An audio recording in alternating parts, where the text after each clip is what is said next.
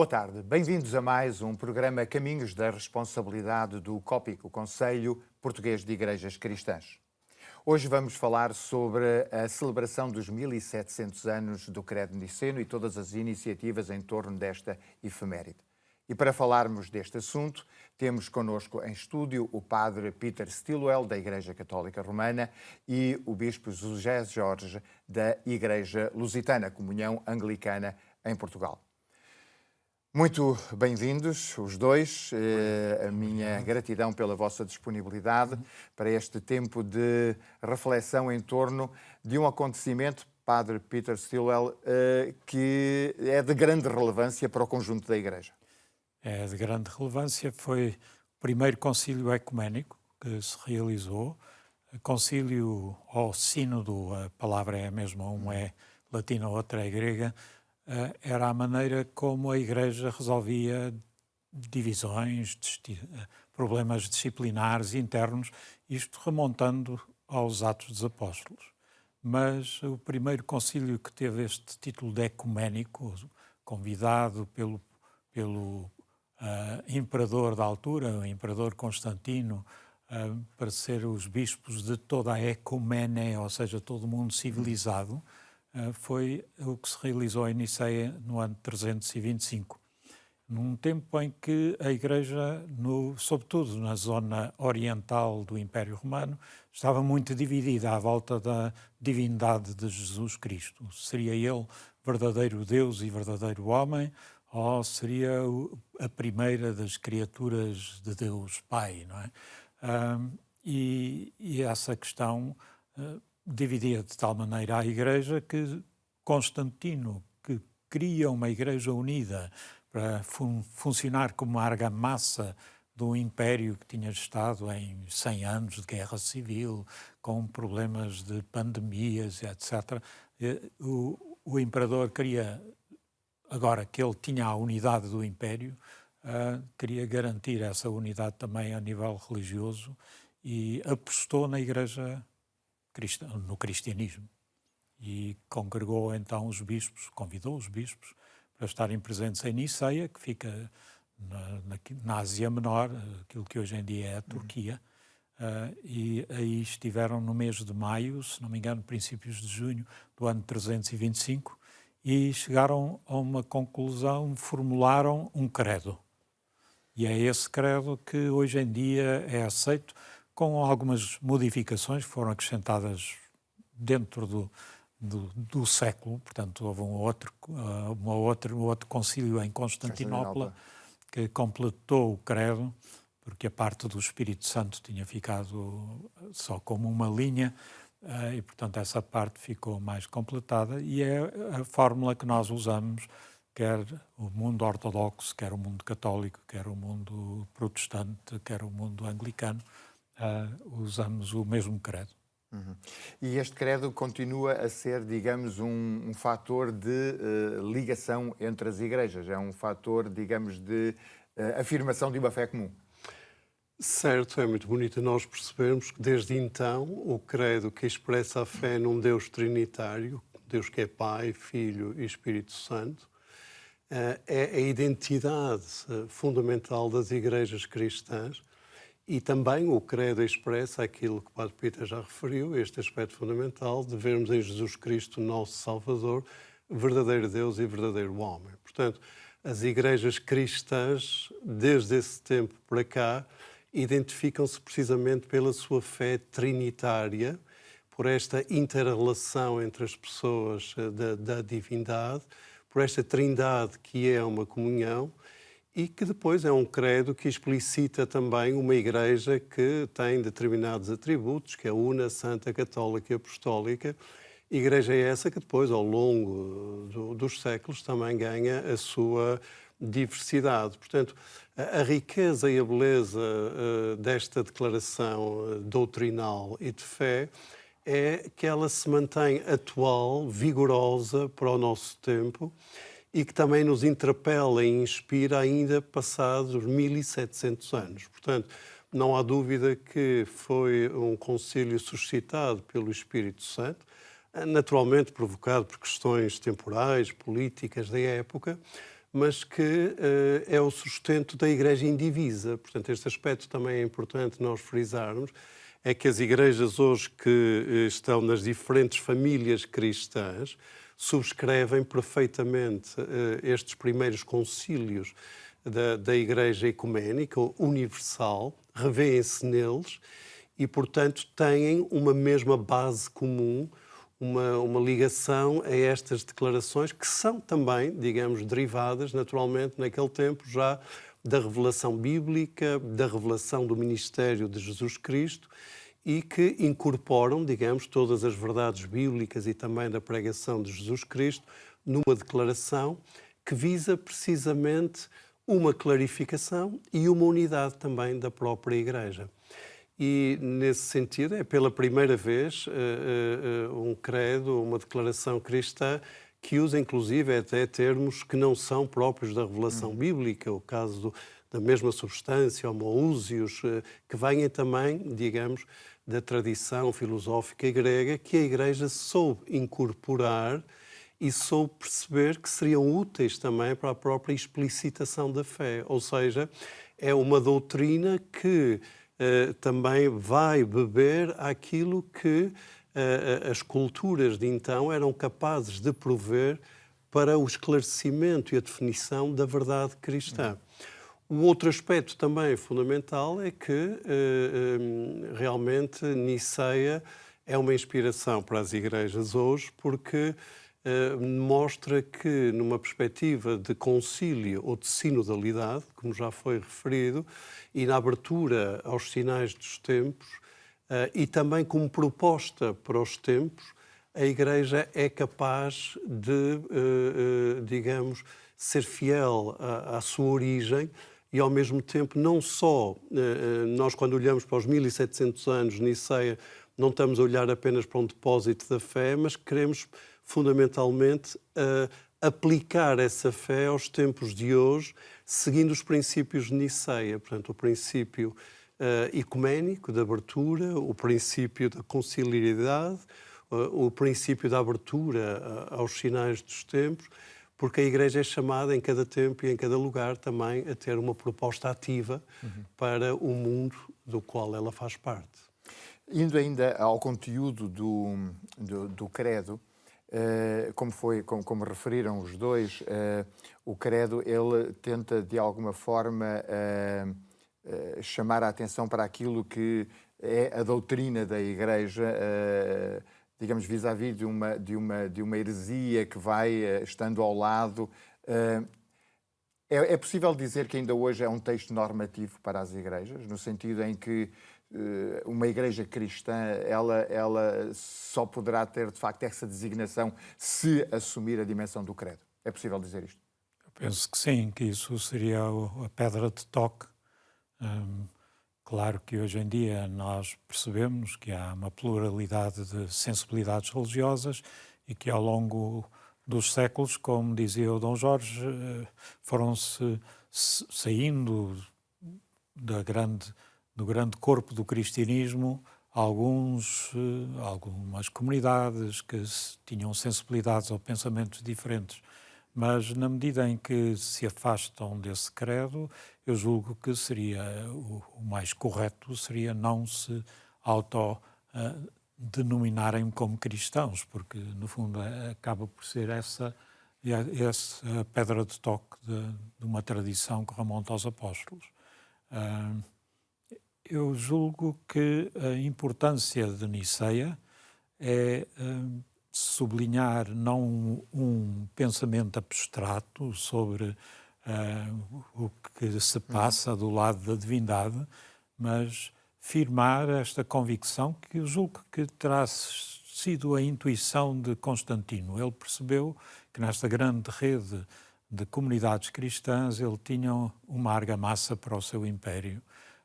E essa argamassa resultava de quê? Do cuidado que essas comunidades mostravam para com os pobres, para com os doentes, para com os necessitados. Esse sentido da caridade, do cuidado pelos outros, era uma das características marcantes que remonta ao próprio Jesus Cristo.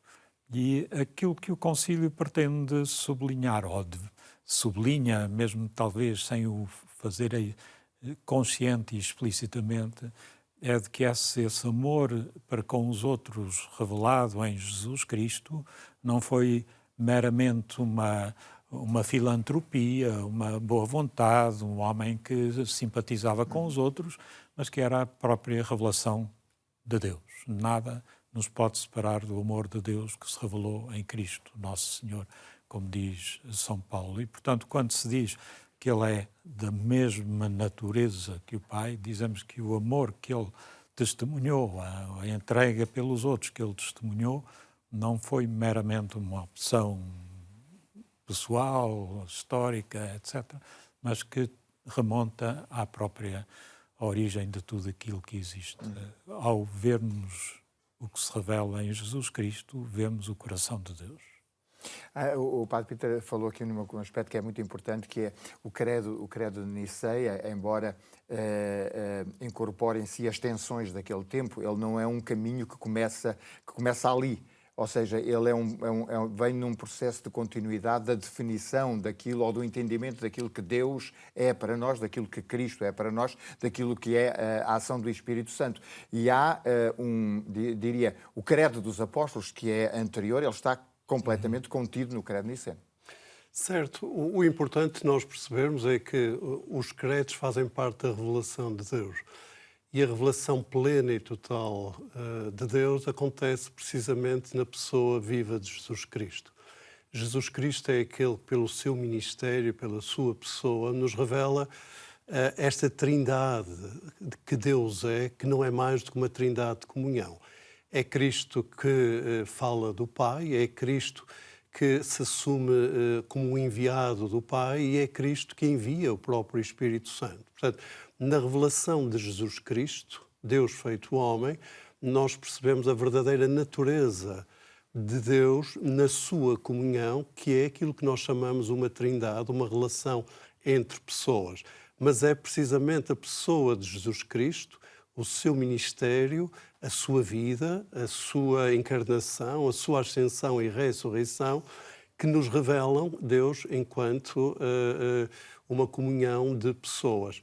E é essa revelação que depois é assumida também nos textos bíblicos, nomeadamente no Novo Testamento, e que depois este sentido desta doutrina e desta fé é explicitado naturalmente no credo de Niceia. Portanto, nós temos que ver o credo de Niceia à luz da revelação de Deus e também à luz da própria Sagrada Escritura e daquilo que a tradição em cada tempo e em cada lugar vai entendendo que é necessário ser feito. Quando referi muito bem que a identidade cristã assenta na doutrina da Trindade, isto remete-nos para dois aspectos. Primeiro, remete-nos para o facto de que há denominações cristãs que são mais ou menos, digamos, por exemplo, há as denominações carismáticas, há aquelas pneumatológicas, portanto, cuja ênfase está mais numa das figuras, digamos, ou das pessoas da Santíssima Trindade. E o que é interessante nós percebermos é que o equilíbrio entre as três pessoas da Santíssima Trindade e aquilo que cada uma delas representa para a fé cristã, nós podemos encontrar nas diversas sensibilidades cristãs. Portanto, para nós, por exemplo, enquanto anglicanos, por exemplo, é muito importante o sentido da revelação que a própria Igreja Católica Romana também soube definir e, ao mesmo tempo, também é muito importante nós também interiorizarmos aquilo que, por exemplo, as igrejas pentecostais são capazes de trazer também relativamente à figura do Espírito Santo, à pessoa do Espírito Santo. Portanto, este equilíbrio entre uma fé que expressa as três pessoas da Santíssima Trindade é que, por vezes, é o equilíbrio difícil de fazer e que também, ao longo dos tempos, levou também a muitas divisões. Mas, voltando aos tempos de hoje, e como muito bem referiu, nós hoje também assistimos a uma pluralidade religiosa e de movimentos que muitas vezes, não sendo cristãos, utilizam, digamos assim, a figura de Jesus Cristo para também propagar a sua mensagem. Mas, no entanto, por exemplo, a figura de Jesus Cristo para eles não passa de um profeta, entre outros profetas, e também não tem aquela essência, aquela verdade que nós percebemos na figura de Jesus Cristo, que é verdadeiro Deus e verdadeiro homem. Ou seja, o credo é sempre esta referência também de doutrina e de explicitação daquilo que é fundamental nós também não perdermos para não cairmos num relativismo religioso. Até porque o credo encerra sempre uma dimensão de mistério. E quando nós digamos, racionalizamos muito uma determinada coisa, nós perdemos essa dimensão. É verdade. E é verdade que existe uma tensão que está presente no credo entre, por um lado, a defesa do monoteísmo bíblico, que é uma pedra de toque, basilar de tudo aquilo que nós chamamos o Antigo Testamento, da Bíblia judaica, e aquilo que é a dimensão trinitária. Creio em um só Deus, pois Pai, Filho, Espírito Santo. Como é que nós mantemos essas duas coisas? Isso é que é o mistério. Mas, voltando a esta ideia, já sublinhada pelo Dom Jorge, portanto, há uma vida que circula, Deus em si é amor, como amor de agape, como diz a Carta de São João. Como é que poderia ser amor se fosse um monoteísmo bloqueado, por assim dizer? Portanto, nós temos esta noção de que este um só Deus é, no entanto, uma circulação de amor, e é essa circulação de amor que se expressa, como nós o dizemos no credo, em 3 pessoas. Este tempo, este ano de efeméride foi uma oportunidade para a Igreja nunca o esqueceu, mas relembrar a importância do credo e trabalhar em cima do credo. Julgo que é uma oportunidade, sem dúvida. E é uma oportunidade também para lembrarmos que, ao nível do ecumenismo, aquilo que nos dividiu ao longo dos séculos é secundário em relação àquilo que nos une. E aquilo que nos une, vamos tomando consciência que não é só aquilo que está expresso em doutrinas, é também o ecumenismo do sangue de que falava o Papa Francisco. Há gente que dá testemunho da sua fé cristã em condições muito difíceis, às vezes de perseguição, onde os que estão de fora não perguntam se é protestante, se é católico, se é anglicano, veem cristãos. E nós tomamos consciência de que a nossa condição cristã une-nos. Há também o ecumenismo da caridade, olhando para as carências e os sofrimentos do mundo, damos-nos as mãos para servir aqueles que são os mais necessitados. Portanto, não percamos, não diminuamos a importância das conversas sobre questões doutrinais, mas não percamos de vista que há elementos mais fundamentais, não é? Que é aquele que é o dom maior, como dizia São Paulo, é a caridade. Não é? E essa pode ser vivida, e é vivida hoje em dia ao nível do ecumenismo de uma forma muito concreta e muito pessoal, muito da amizade que vamos estabelecendo uns com os outros e juntos servimos este mundo tão carenciado de uma palavra de esperança. Como é que este ano tem sido vivido? Eu ia perguntar aos dois, começo pelo Bispo Jorge, em Portugal, no mundo, como é que, ao nível dos diferentes conselhos ecuménicos, como é que foi vivido este tempo de celebração que está quase a terminar?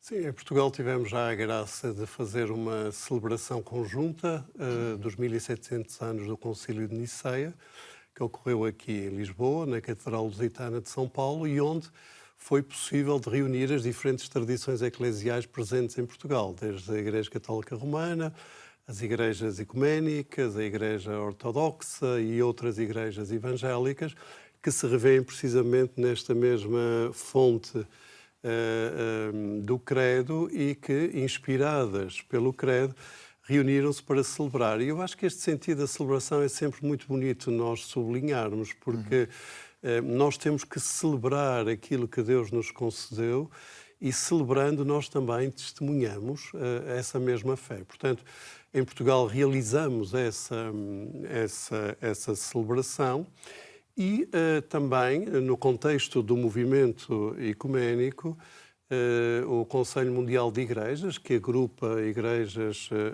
de todas as latitudes, das várias denominações, realizou a sua 6ª Conferência Fé e Ordem, com uma temática muito interessante, que é e agora que rumo para a unidade. Ou seja, esta consciência de que quando celebramos Niceia, nós estamos a ter fundamentalmente um mundo em que estamos presentes perante nós. Quando Cristo orou pela unidade, foi para que o mundo cresça. Portanto, a unidade não é só algo que as igrejas devem procurar para si, mas buscando essa unidade, e como o Padre Peter já sublinhou muito bem, nós vamos ser capazes de servir melhor o mundo. Portanto, não é uma unidade para fortalecer o clube. Não, exatamente. Não é uma unidade para dentro, mas é uma unidade para que o mundo creia. Um mundo tão dividido, um mundo tão polarizado como o de hoje, um mundo sujeito a guerras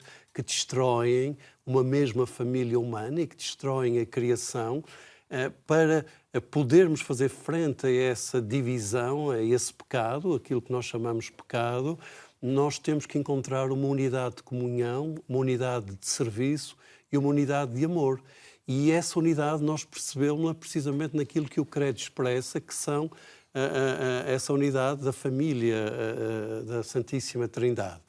E nesse sentido os cristãos estiveram reunidos no Egito, buscando precisamente toda essa tradição também da Igreja, foram acolhidos pela Igreja copta e sabemos que foi um tempo também muito inspirador, não só celebrando o passado, mas acima de tudo celebrando uma fé que se quer presente e atuando no tempo de hoje. Claro.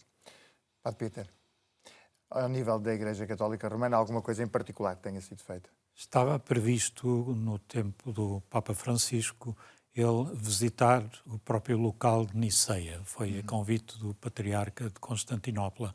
Não foi possível porque ele morreu na Páscoa e o novo Papa Leão, quis levar isso por diante e está agendado para o final deste mês de novembro uma primeira visita de um Papa a Constantinopla, a Istambul, hoje em dia, e junto com o Patriarca depois irem a Niceia. O Papa, depois de Niceia, ainda vai ao Líbano, que é uma viagem com algum risco, mas é a primeira viagem fora da Itália feita pelo Papa Leão.